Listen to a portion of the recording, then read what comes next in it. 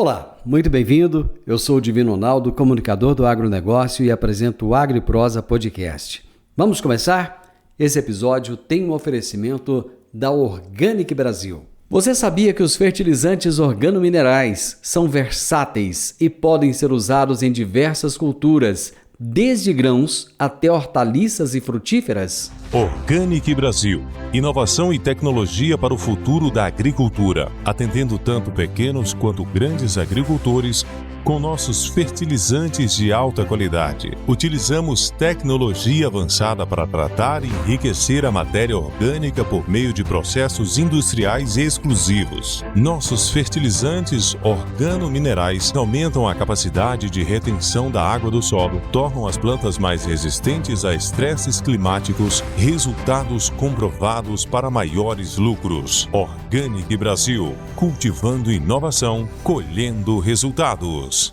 Agro e Prosa, apresentação Divino Ronaldo. O meu entrevistado é Henrique Esteves, professor de Direito Empresarial, responsável pelo Departamento de Direito Empresarial do Ali Advogados, presidente da Comissão de Direito Empresarial da OAB Goiás. E o tema da nossa entrevista é Holding Familiar e Gestão Patrimonial no Agronegócio. Eu tenho a impressão que eu esqueci de falar que você é responsável pelo Departamento de Direito Empresarial do Ali. Bom, não sei se eu falei, mas tudo bem com você, Henrique? Eu tô bem, Divino. E você? Obrigado pelo convite. Que isso, é um prazer falar com você. Muito obrigado por ter aceitado o nosso convite. Vamos falar de um assunto extremamente importante, extremamente relevante, e eu tenho certeza que vai ser uma prosa boa. Você fica em Goiânia, Henrique? Isso. Eu estou em Goiânia, Divino. E você tinha falado, sim, hoje estou responsável aqui, pelo Departamento Empresarial do escritório, Ali Advogados. Estou também como presidente da Comissão de Direito Empresarial, da OAB Goiás, e a atuação nossa aqui é muito focada dentro do direito empresarial e dentro do agronegócio. Afinal, hoje o agro, nós temos uma cadeia agroindustrial, já não é mais somente a fazenda. Ela tem o antes, o dentro e o depois da porteira. Toda essa cadeia, ela virou uma verdadeira empresa e ela precisa ser olhada com esses olhos do empresarial. E aí estou aqui hoje em Goiânia, Goiás, mas nós estamos no estado todo e no país inteiro. Perfeito. Henrique, parece que a palavra holding, eu tenho a impressão que não era, principalmente no agronegócio, não era muito utilizada até pouco tempo atrás. E de repente começou-se a falar nesse assunto. O que mudou? O que aconteceu? Olha, ela caiu no gosto, A gente, às vezes, dentro do direito, algumas operações, alguns atos caem no gosto popular. E a holding, ela se popularizou. Então, todo mundo chegou no momento, falou, eu quero ter uma holding. Muitas das vezes, nem tem necessidade, Você vê muitos empresários, produtores, com patrimônios pequenos querendo fazer uma holding e sem necessidade. Mas o que é a holding, A holding nada mais é do que uma pessoa jurídica, do que uma nova pessoa jurídica, uma nova sociedade. E, muitas das vezes, na maioria das vezes, é aquela sociedade que a gente já conhece, que é a sociedade limitada.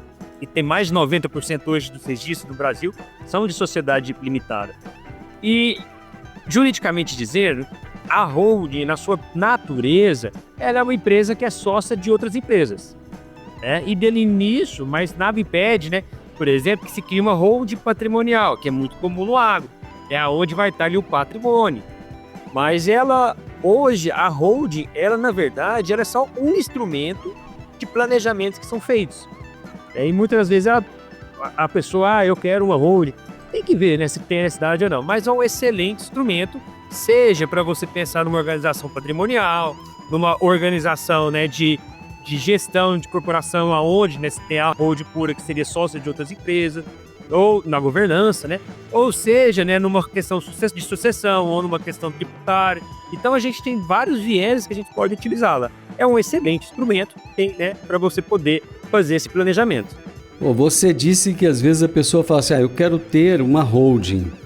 mas ela tem um pequeno patrimônio. Então, eu posso entender que a holding é para grandes produtores rurais quando a gente fala no caso do agronegócio, né? A holding patrimonial, então seria para grandes produtores, pequenos e médios, não? Não, na verdade, a gente tem que pensar caso a caso, né? Vamos supor, por exemplo, que um produtor pequeno, ele não tem a terra, ele arrenda, né? E ele tem ali uma casa, um carro, né? Às vezes um lote, ou às vezes até uma chacrinha. Tem necessidade, qual é o objetivo dele? E nós estamos falando às vezes de um produtor que está com seus 40 anos. Ele tem, qual que é a necessidade dele fazer essa holding hoje? Ele está pensando em sucessão? Não, ele está no auge da vida dele. Ele, quantos anos para frente ele ainda vai ter? Qual o patrimônio ainda que ele vai acumular? É momento dele, às vezes, criar essa holding? Não vejo sentido, entendeu? Ah, não, mas eu estou falando, eventualmente, né, de uma pessoa que já está com seus 70 anos, que tem seus filhos no negócio e que está pensando em passar. E aí a gente pode pegar uma pequena ou média produtora, né, mas ele já está pensando em fazer um planejamento, né, de sucessão. Opa, pera lá, então às vezes a holding sim é um bom instrumento para esse pequeno ou médio, ou grande produtor, né? Qualquer um ali. Então a gente tem que analisar o caso de cada cliente e para qual é o objetivo dele, né? Então esse produtor que está com 70 anos, que tem uma propriedade, que está querendo, né, trazer os filhos para poder tocar um negócio, ele pode pensar num planejamento que societário, colocar ele no negócio e conseguir fazer a transferência, né, daquele negócio. Então, o que é a transferência? A sucessão, então o planejamento sucessório, né? Aí você tem o planejamento tributário, quando você pensa naquele imóvel, você está olhando hoje para o ITCMD, por exemplo, aqui em Goiás, que está em 8%, até 8%, né? ITCMD. Então, você vai estar, beleza, eu tenho como colocar isso ali numa pessoa jurídica e fazer essa transferência, né? Às vezes até em vida, eu já consigo, né, adiantar o meu custo tributário, até o custo total com o jurídico, com o cartório, que eu vou ter uma operação dessa, em vez de deixar isso para quando eu vir a faltar e a gente... Nós estamos passando por reforma tributária, né, a gente não sabe se esse ITCMD hoje que está virando progressivo, por exemplo, Mato Grosso e São Paulo tem ITCMD mais barato. Daqui a pouco vai ter que ficar, né, progressivo igual, vai aumentar, né? E aí, de repente, a gente, daqui a pouco também pode ser que haja um aumento, passe de 8% e suba. Nós já vimos aí o ministro falar que queria que fosse um valor mais alto por imposto sobre herança. Então, a gente tem esse controle, né? Então, hoje, eventualmente, a gente tem situações diferentes da vida do produtor rural. Ele tem que se olhar, então, caso a caso, se compensa ou não. É igual eu falei, é um instrumento. Às vezes a gente tem outros instrumentos que até sejam melhores, né? Pois é, qual que é a diferença dele fazer, então, estruturar uma holding ou então ele fazer já a transferência desses bens em vida, deixando ali um usufruto, por exemplo? Então, mas a holding, ela pode ser utilizada com a... entendi, agora você pergunta. Transferir os bens em vida e deixar o usufruto sobre o patrimônio. Isso, tá. Suponhamos que eu seja produtor rural, eu tenho ali meu patrimônio, eu tenho 4 filhos e eu tô preocupado, porque eu sei que vai dar ruim a hora que eu morrer. Vai ter briga, vai ser complicado e a gente não sabe quando é que morre. Então, eu falo assim, peraí, deixa eu fazer o seguinte, eu tenho 1.000 hectares de chão, deixa eu já dividir isso aqui, bonitinho, certinho, chamo os 4 filhos, faço um acordo aqui, tá tudo, só que eu vou administrar isso aqui até eu morrer, é deles, mas eu administro. Qual que seria a diferença básica? Vamos lá. Primeiro que a gente está tratando de um imóvel e um negócio, né? Eu acho que a gente... Certo. Quando você fala, olha, eu peguei o chão, dividi em 4, eu estou fazendo o quê? Eu estou dividindo o imóvel. Você vai continuar como seu usuário, em vida você está utilizando ali, faleceu, dividiu aquele imóvel em 4, seguiu. Outra coisa é quando eu tenho um negócio, né? Então vamos lá. Você tem hoje, né, uma empresa que está tocando, né, aquele negócio, e a gente pode estar falando tanto do imóvel como, né, ele pode ter outros negócios envolvidos ali. E aí você quer dar continuidade àquele negócio. Então quando você traz aquele patrimônio para a pessoa jurídica, eles não vão ser proprietários do chão. Quem vai ser o proprietário do chão? A pessoa jurídica. Eles vão ser proprietários das cotas daquela pessoa jurídica. E ali, isso é o legal da pessoa jurídica, a holding, eu posso criar várias regras de forma livre do que eu quero que aquele negócio continue. Sem dividir o chão, porque às vezes você sabe, é o mais comum, né? Faleceu, um filho não quer tocar ali, aquele chão que era uma área às vezes considerado, um vendeu, 2 venderam, de repente virou uma pequena gleba, né? Agora, quando o negócio ele se mantém, você mantém a força daquele negócio, a força da produtividade daquela área por inteiro. E aí você pode criar regras, por exemplo, numa holding é muito comum que a gente crie uma cláusula, né, que ela tem um prazo determinado. Eu coloco lá que essa sociedade vai ter um prazo determinado de 20 anos, de 30 anos. Isso vai forçar com que aquelas pessoas, de forma imotivada, não podem sair. Eles não podem sair e levar a parte deles. Eles não podem vender, eles vão ter que continuar naquela sociedade. E aí, como é que vai definir a regra de administração? Votação de sócios. E aí eu posso criar regras de votação, regras de governança, regras de quem vai fazer o quê, quem vai administrar isso ou aquilo. E a gente sabe, né? Pode ser que dos 4 filhos, um não quer tocar o negócio. Aí eu fico brincando, o cara quer ser surfista e mudar pra praia. Tudo bem, né? Deixa ele ir. Mas o negócio foi preservado. Quem ficou vai continuar tocando. Claro, né? Reservando a parte da propriedade, a parte, né, dos frutos que vão ser colhidos para os proprietários, todos os filhos. Mas quem vai tocar o negócio também vai ter seu prolabore, também vai ter suas regras que vai conseguir manter ali naquilo ali, né? Então, a vantagem da pessoa jurídica é você conseguir administrar o negócio como um todo. Enquanto você faz a divisão do chão, simplesmente cada um depois vai tocar e vai vender, vai fazer o que quiser da vida.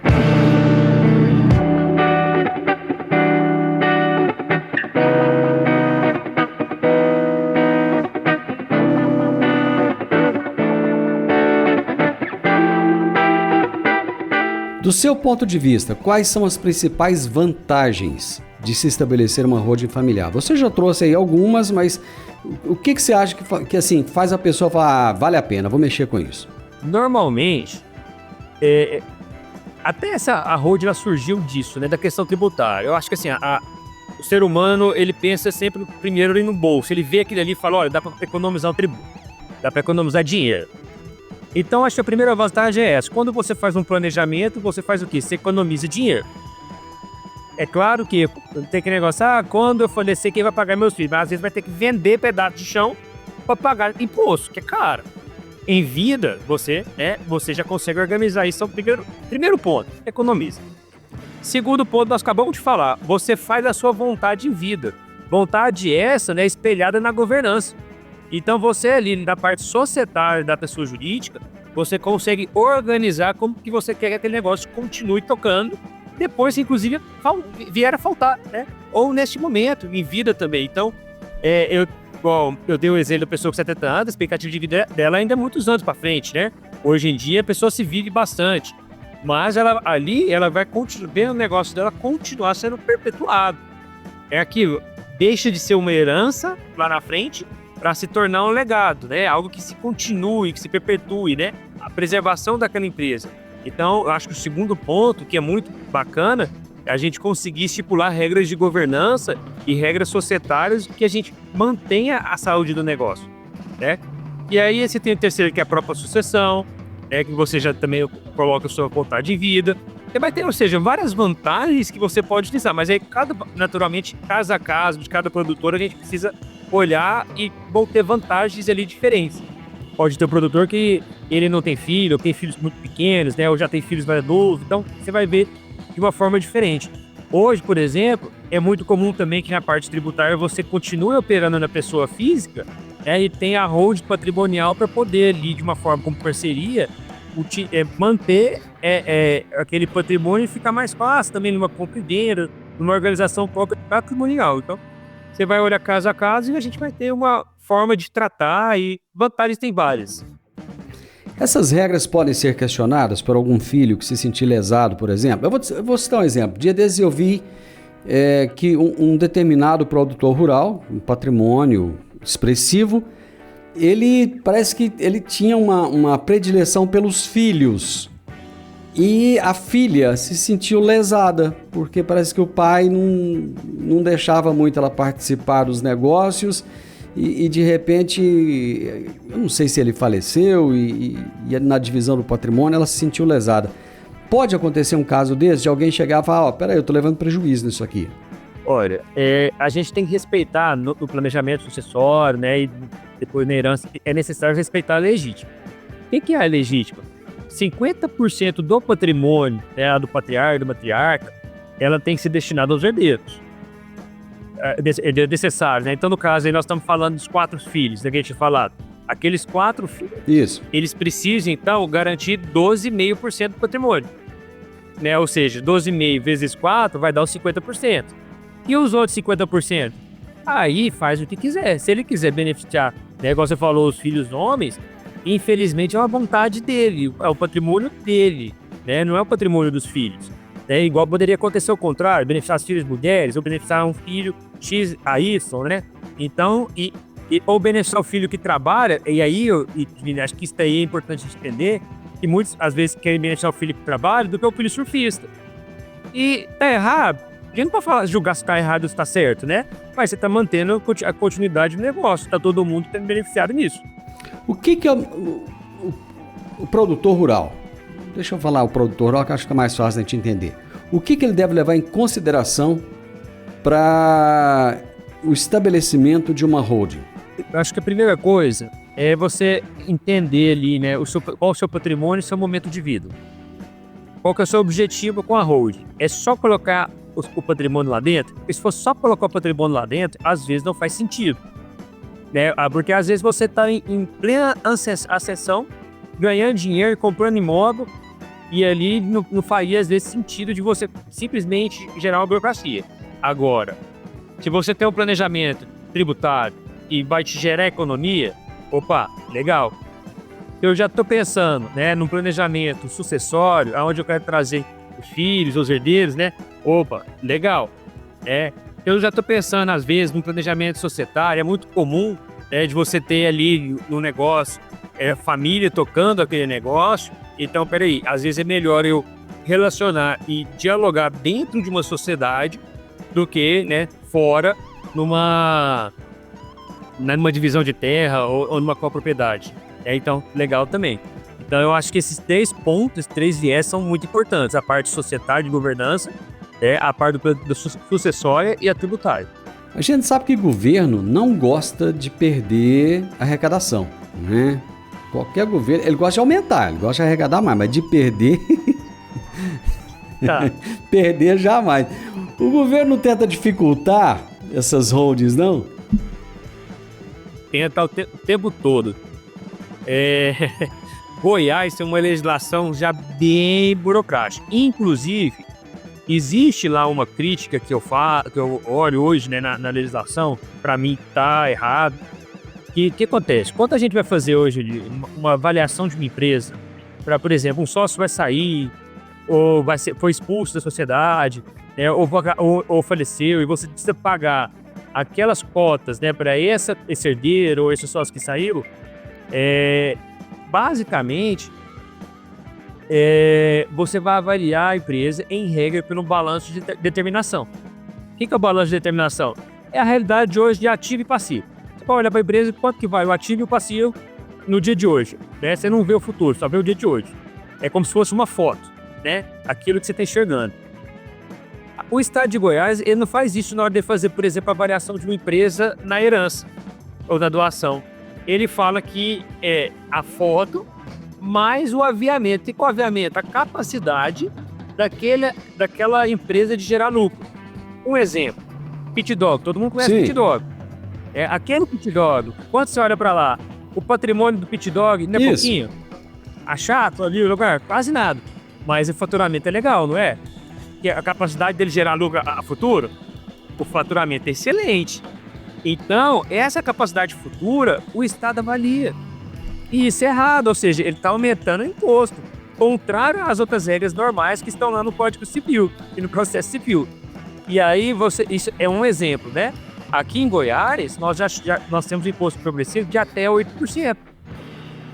Aí, quando você olha, né, para São Paulo, para Mato Grosso, Amazonas são 2%. E aí, o que vai acontecer agora? Todo mundo vai ter que entrar na reforma, né? E todo mundo vai ter que dar de forma progressiva, né? Ou seja, tem que ser proporcional. Aqui são faixas. Até tal faixa, 2%. De tal faixa a tal faixa, 4%. Depois 6%, depois 8%. Ou seja, o Estado ele vai olhando e vai aumentando ali o bolo, né? E muitas das vezes, igual a gente tá falando, de forma até, na minha opinião, ali, indevida, mas tem sido aplicado nesse formato. É a tal da malandragem, né? O Estado pode, a gente não pode, mas o Estado pode. Infelizmente, o Brasil não é para amadores, o Brasil é para profissional mesmo.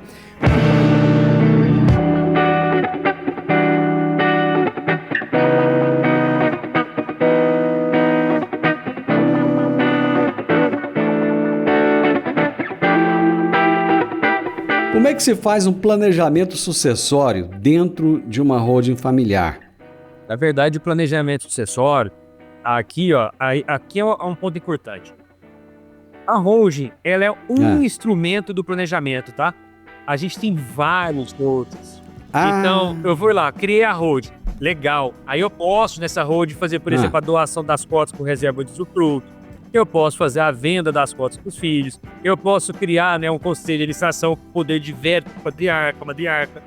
Mas eu posso criar outros instrumentos. Eu posso, por exemplo, fazer um seguro, que pode ajudar ali naquele planejamento, um testamento, né, VGBL, ou seja, aí você tem hoje, né, tá o pessoal muito na moda, umas offshore levando dinheiro para fora do país.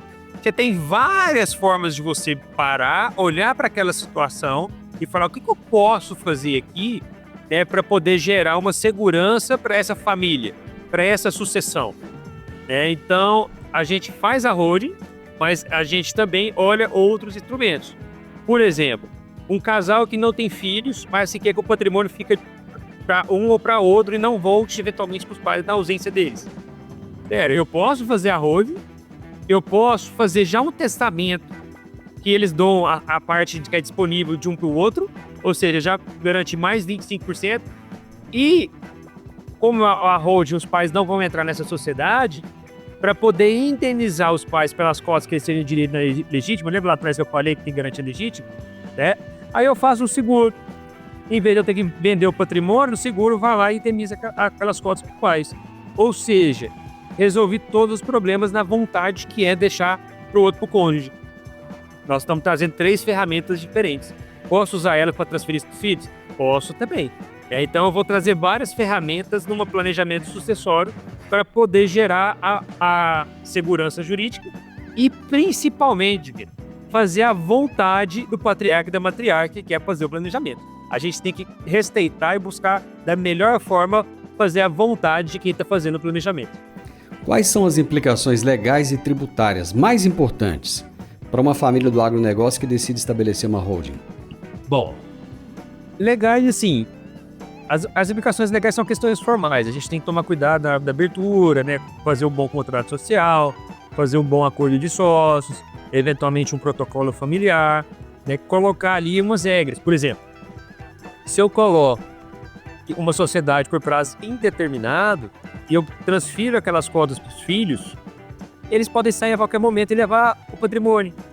Imagina a situação, o pai quer fazer uma proteção legal, né, daquela empresa, põe um filho, e eu já vi acontecer, tá, do filho ameaçar o pai, e falar, não, eu tô fazendo isso, se você não me der tal coisa, eu vou sair, vou pegar minha parte e vou embora, por um planejamento mal feito.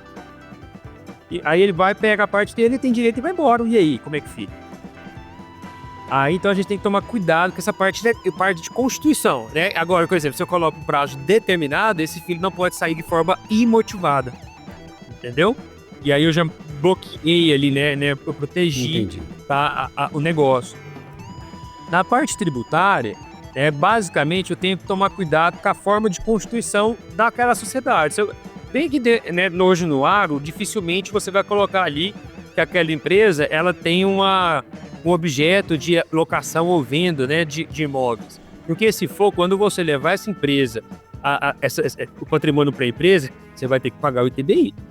Agora, isso assim, é o que se entende de forma majoritária, que pese hoje já ter, tramitando lá no STF, o julgado poder tem para questionar, né, se se tem que pagar ou não, porque para as demais existe uma imunidade, para as demais empresas.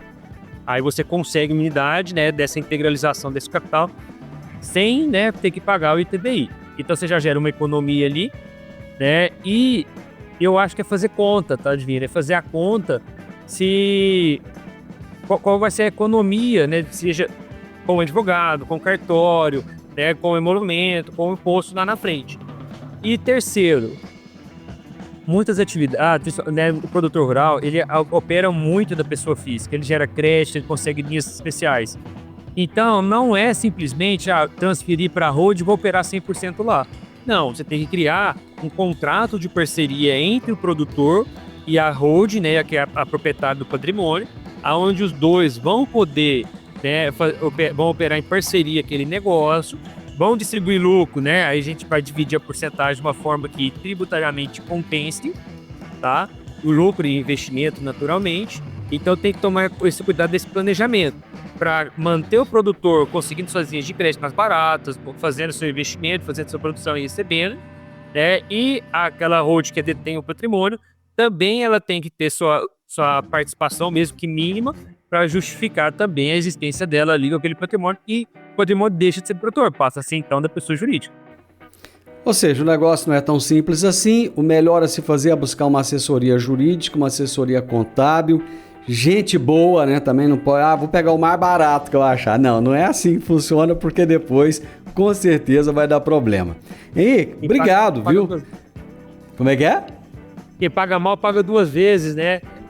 Exatamente. É serviço. Então, eu costumo dizer, Divina, serviço é igual quando você vai comprar uma geladeira que você procura o mesmo modelo na barata. Serviço você precisa buscar aquele de confiança, tem que ter um advogado ou contador que são de confiança, essenciais para qualquer negócio, né? Mas que sejam capacitados, que tenham qualidade técnica e que sejam especializados na matéria, né? Exatamente, meu amigo, falou tudo. Henrique, brigadão, pareça mais vezes. Eu que agradeço, só me chamar aqui, se me chamando eu tô presente, tá bom? Obrigado. Valeu, obrigado, abraço pra você, viu? Eu conversei com Henrique Esteves, professor de Direito Empresarial, responsável pelo Departamento de Direito Empresarial do Ali Advogados, presidente da Comissão de Direito Empresarial da OAB Goiás. E nós falamos sobre holding familiar e gestão patrimonial do agronegócio. O podcast Agro e Prosa tem o objetivo de falar do agronegócio de forma fácil, simples e descomplicada. Diariamente conversamos com os maiores atores do agro e abordamos os mais diversos assuntos de interesse de produtores rurais, técnicos, pesquisadores, profissionais da área e simpatizantes do agronegócio. Se você gosta do nosso podcast, então você pode nos ajudar. É muito simples. Basta seguir-nos nas principais plataformas de streaming e também no YouTube. Se você deixar um gostei, compartilhar os episódios e deixar um comentário, já vai nos ajudar muito a dar relevância tanto ao podcast quanto ao canal. E o mais importante de tudo, nos siga para receber notificações de novos vídeos e episódios. Um grande abraço para você e até a nossa próxima prosa.